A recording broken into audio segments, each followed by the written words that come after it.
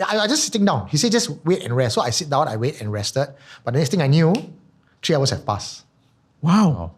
And you didn't realize it? I didn't realize. It was like a time warp.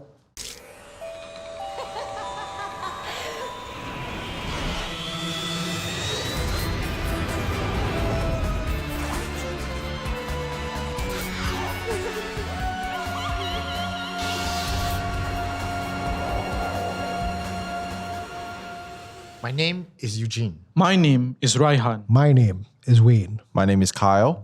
And this is Tales from Incredible Tales, a show where we look back at the popular MediaCorp horror series. Joining us tonight is our old friend Eugene Tay. Eugene, for those of y'all who don't remember from season 1, is the man behind the wildly popular YouTube channel Supernatural Confessions. The channel is a collection of stories recounted by people with real paranormal experiences. Eugene, welcome back, my friend. It's good to have you back. Fun, right? Feels like home again, homecoming. Notice any difference? No, you guys have done it exactly the same. Yeah, preserve the set. I thought Carl was going to say like he got a haircut since the last season. No. Dr. Melgil is still here with us. He is. Anyway, in every episode of Tales from Incredible Tales, we explore a different theme and how it ties back to a classic Incredible Tales episode. So for this episode, we're looking at how some ghost stories grow from anecdotes to urban legends. This episode's theme was inspired by White Lady from season 5. The Philippines is a country where old wives' tales abound. One of them is that of a white lady who lurks on dark street corners when the sun goes down. The story may have stemmed from caretakers who use it as a warning to wayward children. But then again, may very well be true. Let's take a look.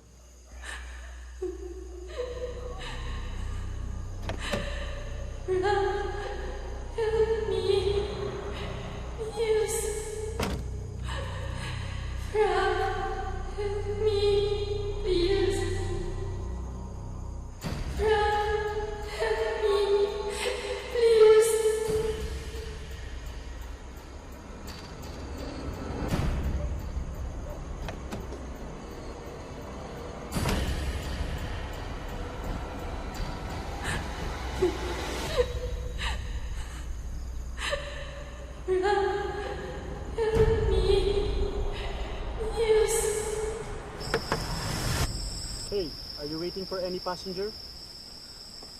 Sorry. I was waiting for someone but didn't show up. Sorry, I'm just gonna go ahead. I like how just from the corner of my eye I could see you smiling when the white lady. You're like, hey. Old friend. So the maybe you can share with us like what is the tale of the white lady from Balete Drive? The legend of the White Lady of Balete Drive is that she haunts that particular street. One variation of the legend claims that she was a student at the University of Philippines who was sexually assaulted and killed by a taxi driver. So yeah, she's there looking for justice, maybe revenge, but some form of help, I guess. Eugene, do you remember watching that episode? Well, Particularly? this was so long ago. I know, right? Memories. What I like about this particular episode, although this is based in Philippines, it's a classic tale that happens in Malaysia, Singapore, the lady in white. Yeah. The lady in white haunting a particular street, home, who has a big tree as a home, and usually the cab drivers are the one that gets haunted. Yeah. But you use the word haunted, but when I watched that video again, she was saying, help me. Yeah. So is she haunting the place or is she just looking for help? I think it's a difference in culture. Yeah. Asians, we will be like, Pretend never see. even real people, you will be like, now my business. I shall evade my gaze. Yeah. You know? So since we're talking about urban legends, etc., so the White Lady of Balete Drive grew so far beyond anecdotes that it actually received press coverage. So why do you think, stories like this makes it, or other urban legends makes it and stands out among all the other ghost stories that we've heard? I think it's because stories like this is very accessible to a lot of people, regardless of the countries you're from. You have a cab driver, you have a woman that has been abused and died a wrongful death and comes back to seek revenge. That sort of narrative is applicable not just to Philippines, like where the story was, the urban legend grew from, but you have that in Malaysia and Singapore, Indonesia, and almost any part of the world. That's such an accessible narrative. So it becomes very popular. But I think that narrative is also steeped with some truth behind it. In this particular episode, we saw her haunting just cab drivers. So that again, that makes sense. But why cab drivers are such a popular trope in horror stories is that they're always on the road. So they get to see all this, right? And they're always on the road. And you scare them. And the thing about cab drivers is they love telling stories as well. So that's how all these anecdotes get propagated. And you will hear cab drivers saying, hey, my friend. It's always my friend. Yeah. So you that's how the virality of it, such stories just spread amongst people. Yeah. I guess it's the relatability, right? Like how relatable they are to us. Yeah. And for the living, you kind of want justice for that spirit. Yeah. You may be afraid of her, woman in white, but you want her to get her revenge on the guys who did her wrong. Yeah. So that's why such stories become so classic. It never occurred to me also that because it's always connected to taxi drivers, literally and figuratively the story travels. So speaking of white lady, right? Like I just want to throw this question to all of you. Like, which one is scarier if you see at night? White lady or lady in red? Oh my goodness. You can only choose one. I cannot say both. You can only choose one. Ooh, I know my answer immediately. Lady in red. Okay. Because red is an aggressive color. Yeah. So whether or not it's like there's the history behind it, right? My first instinct if I see a lady in red, right, it's like, yeah. You? Likewise, I think lady in red, because red signifies like vengeance. Yeah. So I'm not sure what she's vengeful of. Hopefully not me. But if there's anybody around me that she's vengeful of, I should stay away. Now, I prefer the lady in red. The lady in red, like what we all know in our urban law, a woman who dies in red or buries in red comes back as a much vengeful spirit. But that means she also has a lot more power. And I don't mind speaking with her. Again, taking this episode as an example, we use the word haunting. But yet we see her calling for help. Help me, help me. And I have more faith in the unseen than I have in humanity. Right? Wow. Yeah. So if I see a lady in red, it has a higher chance because I have higher power and vibration, able to speak and connect. And if there's something that she needs help with, I know I'm not the target. I'm not a cab driver. I'm just a passerby. She probably felt, like she can speak to me and I won't run away. And she says, help me. I would stop and I go, what can I do? Wow. And who knows, I mean, typical Singaporean mentality. If I help you, maybe I can win 4D lah. Underlining objective out of it. Yeah, don't you look at me. I confirm scared of the red one. Yeah. I'm with you guys for this time. Yeah. Oh, Yeah. the line has There's a new line draw. suddenly. Eugene has a special little box all to himself. There's a line there now. You know, Eugene, we actually have we actually gave you a name already. Like for in supernatural sense. I told them before we roll for this episode, I said that Eugene is the supernatural equivalent of Steve Irwin. It's like everybody see a crocodile, right? People will run, right? Steve Irwin will run. For him, it's like, wow, go kaka, go kaka, crikey, that's a big one. Let's go. Let's go. Hantu, that's the red one. Like, do you have anything to say? Okay, come, I help you. Yeah, but I think it's needed lah. It's needed. Yeah, we need brave souls like you to go and investigate. You know, like I think previously he got mentioned that, sometimes a lot of it is in your mind lah. Like then you need brave people like him to go and sit in, haunted is it? I go and experience. Nothing what? Yeah. That means it's not haunted lah. Then don't need to escalate for spiritual help. You're okay, it's in your mind. But if he starts like, actually quite haunted, then you better get some help. Yeah, I'm just putting on my broadcaster hat. The Hantu Times. Probably there'll be an article produced by him and published by Hantu Times, the Hantu Talking Times. about the good that Hantus are doing, Right. helping the children and the poor. Hantu lady in activist. Hantu activist. Yeah. Hantuvis. Okay, so what are some other urban legends that you're familiar with, and what are your thoughts on them?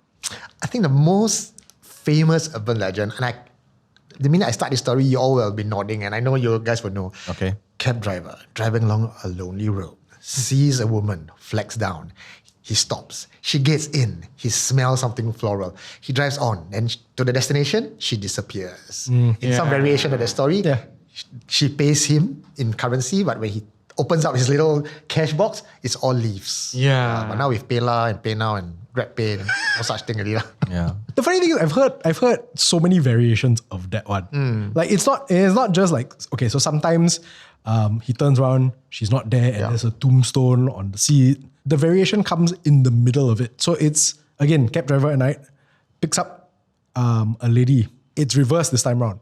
So the lady's in the back of the car, and the lady is human. And as they're driving along, somebody runs in front. And the person has no face. So the lady goes, hey, uncle, do you see that? The uncle, yeah, please lah. You see nothing on lah. So they keep driving. Again, a man with no face runs in front. He's, uncle, confirm one, confirm. I see that one. No lah. Hey, you don't very scary here. No? So keep driving. Third time it happens. No face. So the lady is like, okay, uncle, you have to have seen that one. That man really got no face. And then taxi driver turns around, all like this. She never checked for the rear mirror. Yeah, that's why I see lah. But see, urban legends like that, and the variations come about because people love ghost stories. And I noticed that in Singapore, you can be different race. Different age group, boomer or millennials or Gen A. The minute a ghost story hits the table, everybody's equal. And everyone wants to one-up each other. So it's almost like, you know, why we always say every school is haunted, every camp is haunted. It's almost like everyone has a need to be in a social gathering and feel accepted by having a ghost story. When I hear stories like that, especially when you have a very nice narrative flow of first time, second time, third time, punchline, I'll be like, real ghost stories from the thousands of confessions that I got never happens that way. Correct.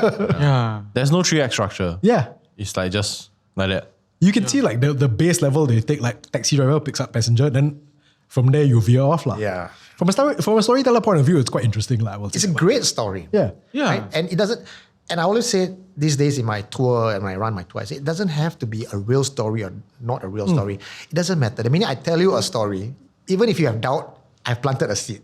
That's going to freak you out anyway. The next time you take a cab. Yeah, that's true. And I guess that's where urban legends happen now. Because, you know, as you tell the stories over and over and over, it gets planted into your head.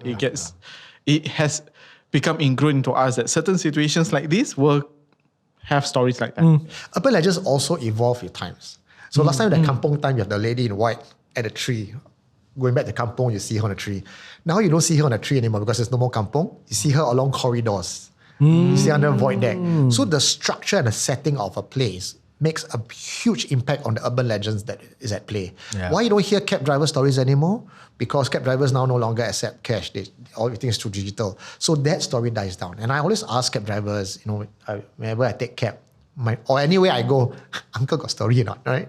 So cab drivers these days, as opposed to the 90s or the early 2000s, have almost no story. Not like last time. Every cab driver have a story. Now it's like maybe 1 out of 10, you know, and then they were like, I don't know lah. I thought I see something but cannot be sure. So the move is towards downplaying it, not even acknowledging it. On the flip side of things, right, do you think that because there's so much happenings and it's so easy to document it, therefore they downplay it even more? It goes the other way around now, right? Last time it's harder to get stories, so stories are just exaggerated. Now you go online, you get stories almost every other page you search. So people then start to move the other direction and go like, disbelieving is more of a trend now. And also I think we are told that you ignore them, you don't acknowledge them. The minute you acknowledge them or you talk about them, they come. So the mindset now is, no. Even if I believe, I will say, I don't talk about that just because I don't want to give power to these entities. So this is more like the whole culture just going, no, we're not. Okay. So I think people still believe. There was a poll done, like people believe in ghosts. Even non-religious people also believe in it. So it's quite an interesting take for Singapore. I guess, but you're right lah. You know, when you choose not to speak about them, then people also think that, okay, I shouldn't even say anything if I see them or whatsoever. It has become something that is, it just disappears, but it still exists. Like, remember I mentioned just now, is that everyone needs to have a story to feel socially included. Now, if you tell a ghost story in a group, it's almost like you're the insane one. You're the weird one. You're the weird one. I don't know about you, but when I tell ghost stories, sometimes they actually come around, hang around, and I feel like they are nodding, like, you know, they want their stories told. I agree. I agree. So when you're telling ghost stories, they are listening. Yeah. So you're talking about me? Okay. So, Eugene, do you have any other ghost stories that you've experienced so far, besides the ones that we've shared on season 1? Let's go with Let's go. stories from the islands. There's a few well-known islands in Singapore that we can still visit. Pulau Ubin, St. John's, Kusu, Sentosa. Sentosa has a very interesting story. So we know Sentosa is called Pulau Belakang Mati. Yeah. Yep. You know how the name came about? Yep. Yeah. Okay, so let's hear it. I want to see whether the history tallies with the history that I know from the boatman or not. Pulau Belakang Mati means the back island of death. Literally translate to that. And it's basically when, I think back in the 1800s or 1900s, there was like bubonic plague. So they left the people there to die on that island. And before that, it was not connected to the main island also. So just left them there to die. And of course, the invasion of Singapore, a lot of deaths also occurred in that island. Yeah. So is that correct? That's what I heard. That's what I read too in the Yeah. history textbook. So according to a boatman that I talked to and interviewed, he said it's the island behind death. So Sentosa is the island behind death. So what island are we talking about? The island of death, the Isle of Death. So he actually sailed past and you can see all the military signs that says no entry. He grew up on St. John's Island. This is an elderly man. And he remembers that island because as a child, he and his friends would just swim across and watch spiritual practitioners practice their craft there. And if I don't like you and I have a duel with you, it's a spiritual duel. We go to the island and we would fight to the death. And this is a child, he remembers growing up there, it says he sees Chris flying, spells being cast, and they all sit there like Colosseum. And only one person can leave. So one will die. Wow. And why that island, when he was still growing up before it became a military island, he was going there to pick up Chris and you go find things in the sand. Yeah. So that island is known as the death battlefield. And that's right behind Sentosa. So the island behind death, that's the Isle of Death. And this is Sentosa. So it's St. John. Besides St. John. Between St. John and... What island is that? I think now it's a military site, so may not have a name. You're not supposed to dock there. Not supposed to. Not supposed to what? Dock your boat there. Pulau Tekoko jetty. Of course, St. John have their own stories as well. Wow. Any place with a camp that students go, you have a lot of stories. And they have a dark history on St. John. Yeah. The chess one. The chess one is debunked. So the urban legend about the chess piece is that the Japanese were there and they line up the locals and they play chess. So whichever chess piece get eaten, the Japanese will behead the prisoner, right? But we found out the chess piece was built after the Japanese occupation. So it could not have been possible that the Japanese used that as a torture ground. See, that's so interesting. Like, well, not the torture and everything, but like, like you said, the urban legends, they kind of just grow out of, not say misinformation lah, but like, the stories themselves, the narrative that comes out from it. Because like you said, it's a nice, neat narrative to think that, this was used as a human chessboard. Yeah. And it's quite interesting how that kind of grows. And like you said, like, the school camps down there. Yeah. So, yeah. It's pattern recognition. You see the chess, someone very creative, see the chess, remember the World War, remember the atrocities, then like put 2 and 2 together, become a narrative. Yeah. We like to recognize patterns on. And then over time, then there's more and more stories and there's camps. And what you do at night when at camp, tell ghost stories. It's like a thing. I've been running Supernatural Confessions for 10 years now. And I started off with just retelling stories as it is. And it's fun. It's still fun. I love hearing stories, may it be true or not. It's just the childlike fantasy that I have. But now as Supernatural Confessions grow and people are asking questions and they want as close to the truth as possible, it's no longer a topic of do ghosts exist? My community just believes ghosts exist. We acknowledge it. But we want to know what's haunting the place. Why? So if you tell me a place like this toilet is haunted by a white lady in white, then we want to know what's the history of the place. Has there been any tragic death? Why is a spirit from out of nowhere want to haunt the 4th floor toilet? That makes no sense in the law and heritage way. So when we talk about ghost stories like that, and I do a lot of tours as well, I end up having to research almost as a byproduct of running tour. And then I discovered all these little historical nuggets that, if this is not during the Japanese time, then this can't be. But do I go out and debunk it? No, I allow stories to be stories. But what I do on the other side is I wear a historian hat. I start talking about history. I start talking about heritage. And then you as an audience start piecing together and go, then you debunk it yourself. Yeah. Right. So can I say that the reason why you're so interested in the supernatural is the history behind it that is unsolved that you want to know why? Yeah. Usually history will give you a very good answer. So, Eugene, do you have any more stories for us? Like creepy stories? Island one. Okay. So this one was on one of the islands that I stayed overnight. Okay. First hand account. For supernatural confessions or for recreation, camping? It was for supernatural confessions. Right. We're doing some expedition on the island. Okay. And we walk through trying to document history of the place and potential haunting. Now, I was told that there was this tomb in that place and I was trying to find it. So we walk. And then we went in about before lunchtime. And the idea was to come out by 3 p.m., call it a night, because when you walk through the forest and you bash looking for all these places, there's no light. By 5 o'clock, you better get out. If you don't get out by 5, and then there's no light, and you get lost. Yeah. So we always heard this urban legend about people go through forests and cannot find their way out. Yeah. I hear it, but it has not happened to me until that point. Oh. Yeah.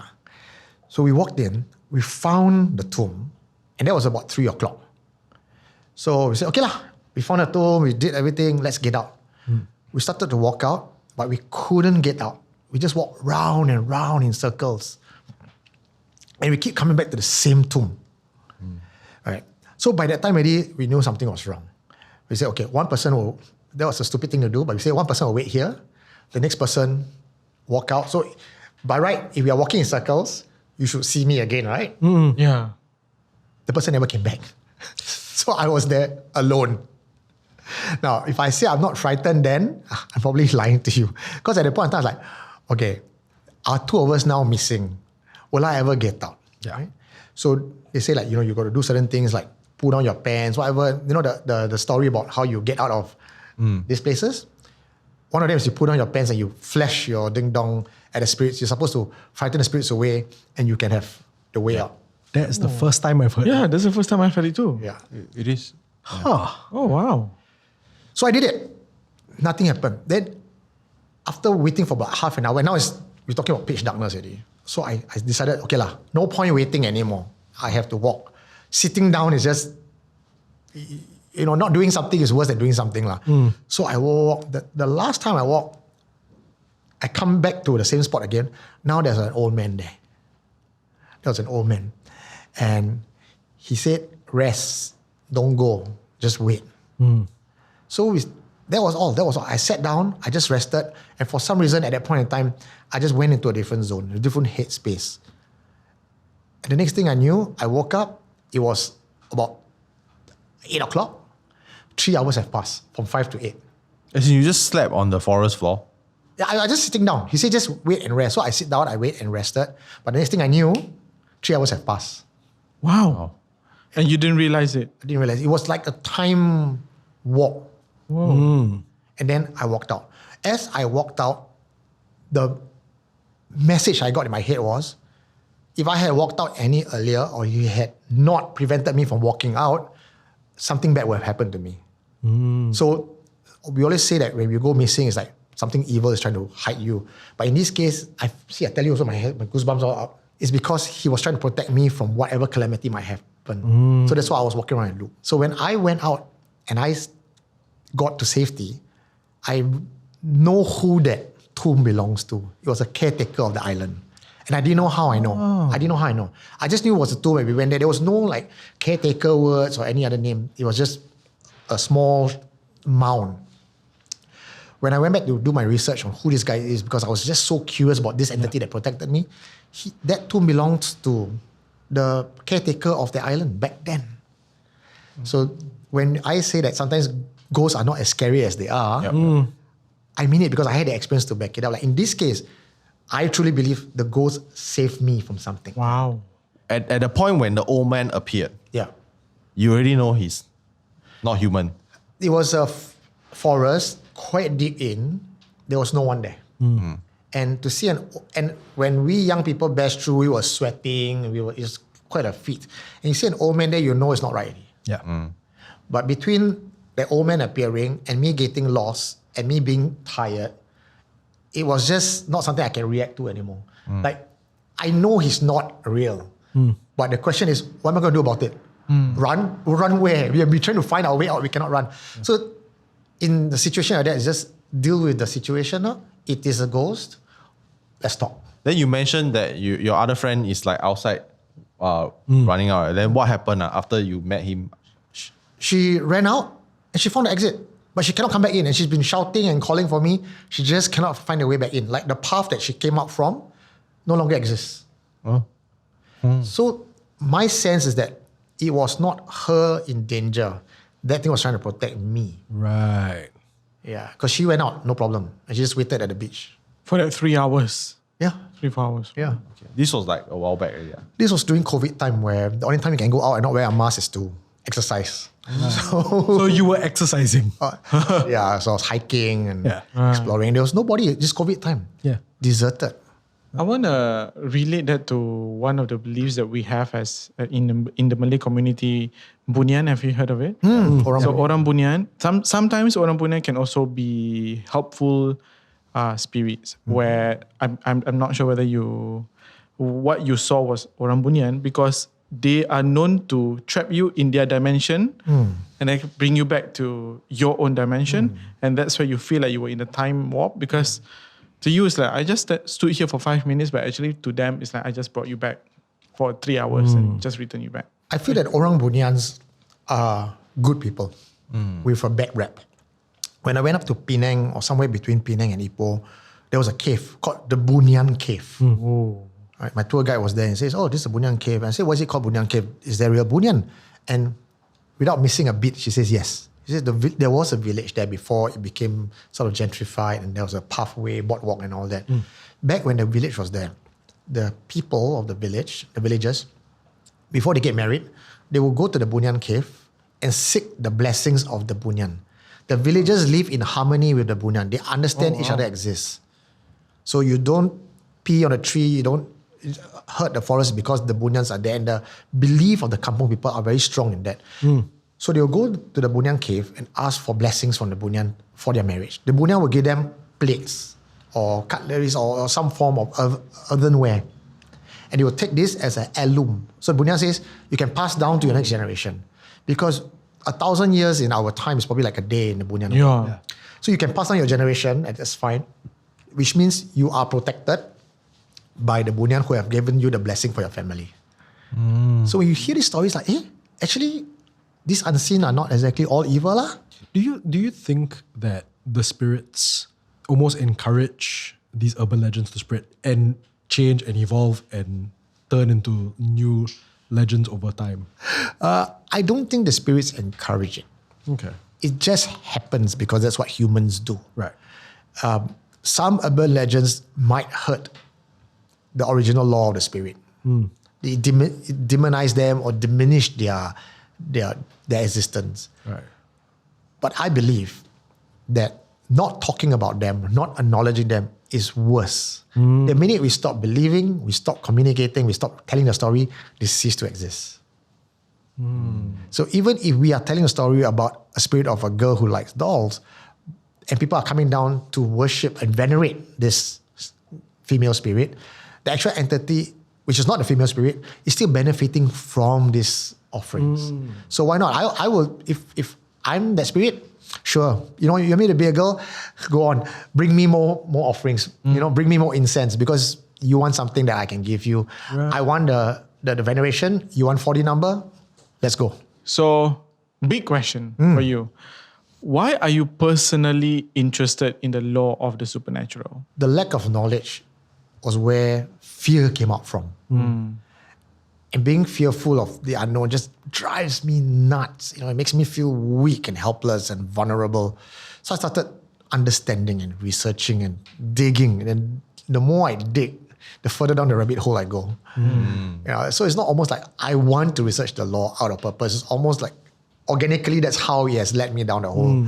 And I found that when you understand the law, you understand the culture and the heritage, and you put them together, it gives meaning to the stories. And if you know from a storyteller point of view, telling a story alone doesn't connect with your reader if there's no meaning behind it. So why does this story make so much sense to Singaporeans or Southeast Asia as opposed to, say, European? Because of the heritage and the law, right?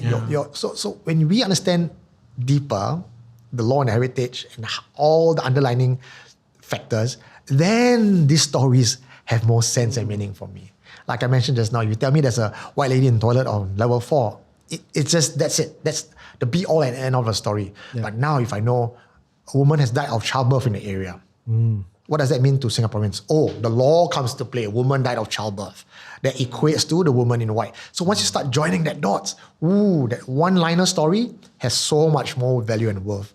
And because I do Supernatural Confessions all about the stories, I want to give that gravitas to the storytellers and to the entity.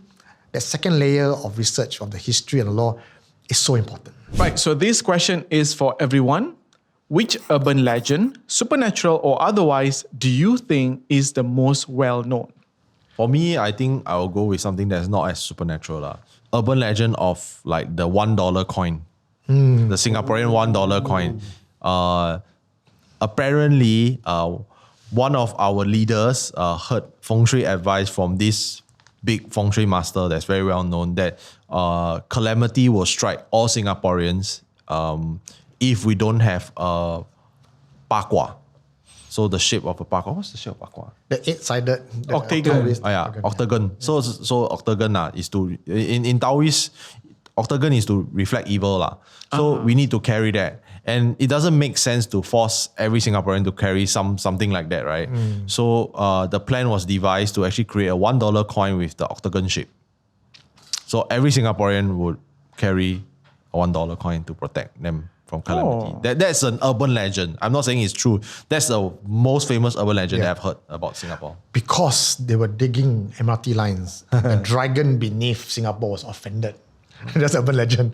Carry on to add on to that. That's what I heard. There's a dragon underneath Singapore. Wow. I mean, if you look at the map, right, Singapore is a certain mystical creature based on the geometric shape that was eating or casting out fireball based on the island shape. Really? So when they start digging tunnels and everything, it offended the dragon and it has severed the backbone of Singapore. So without certain mystical things in play, Singapore will collapse. Actually, it's all urban legend.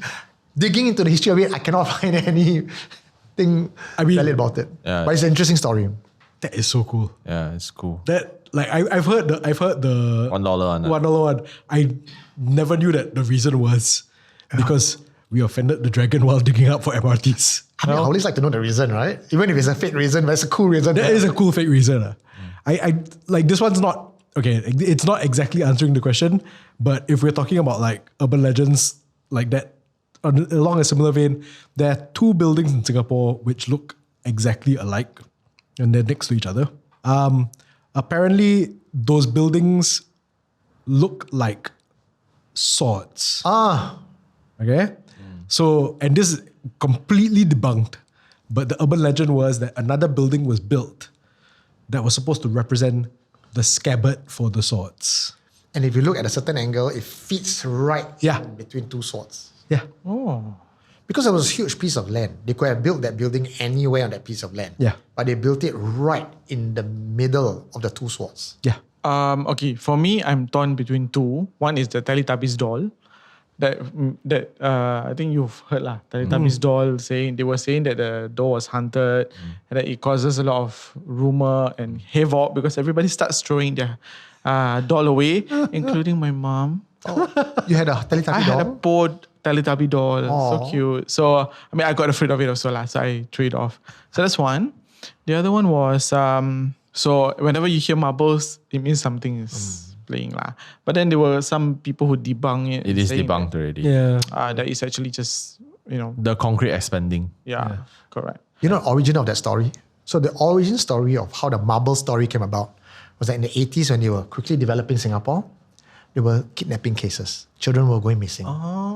So the law was that children were sacrificed for the foundation of this building, because that's a Asian law. You want to build bridges, you want to build buildings, you need to sacrifice a human. Right. So why are children going missing and not found?